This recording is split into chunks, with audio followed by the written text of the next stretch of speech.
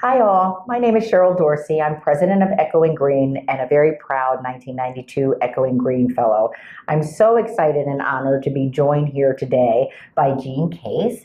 Jean is the CEO of the Case Foundation, but also is the chairman of National Geographic Society. So I am beyond thrilled to welcome you to Echoing Green today, Jean. Thanks, Cheryl. Well, I think you have been a fearless leader out there for a really long time, so I've been delighted and looking forward to this day. Same here. I've got so many questions for you, Jean, but I know we've got to be precise in terms of our time, but I do want to drill into a number of really important concepts that you illuminate in your new book called Be Fearless.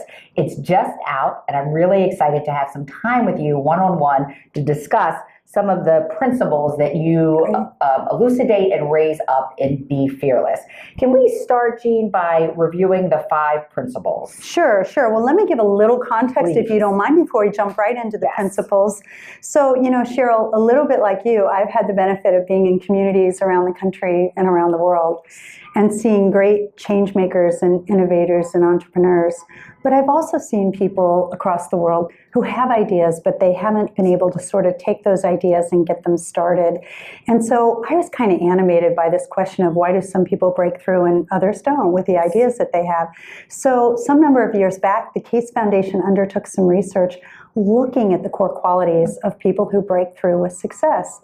And what we found was it wasn't what a lot of us believe. It's not sort of genius or wealth or going to the right school or some of the things that are myths out there. Yeah. In fact, it was these 5 principles that we found that were present wherever transformational breakthroughs had taken place. So if you we can talk about it. Jean, I would love for you to elucidate the principles, in part because a lot of the people who will be listening to our conversations are aspiring change agents or change agents themselves. So this is a really learning opportunity for them.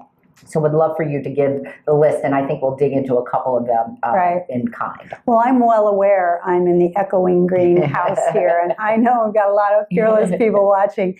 But really, no matter the age or stage or where you are on that journey yourself, I think there are ways you can continue to apply these principles through life as you try to make big change. So the first is make big bets, and we like to say make big bets and make history.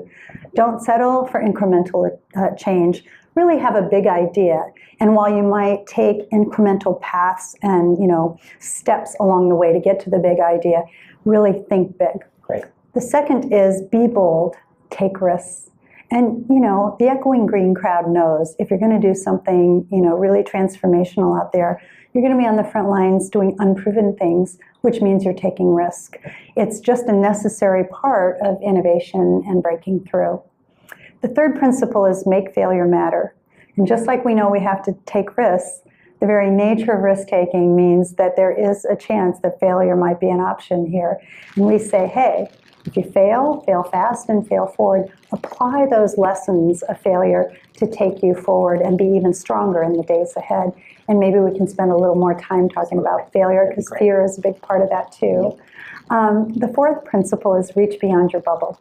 And the idea there, and actually this is one I think that has, I don't know, in some ways more importance as I watch change makers out there than I think it's really given credit for. The idea is build unlikely partnerships.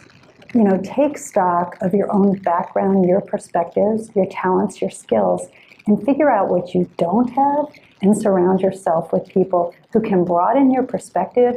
And here's the big part, maybe cover your blind spots. Because no matter who we are, I have blind spots, you do, we have biases that we don't even know we have, but by surrounding ourselves with people who come at things differently, we can go further. And the last is let urgency conquer fear. And I love this one because, it's Martin Luther King who talked about the fierce urgency of now. And I know those Echoing Green fellows know exactly what I'm talking about here. They've seen challenges and they're bringing solutions. But sometimes it is that urgent feeling. Many people today are gripped by fear. There's division in our nation and around the world. But can you use that as a positive to maybe get you out of your comfort zone and do some of those hard things you need to do to get started?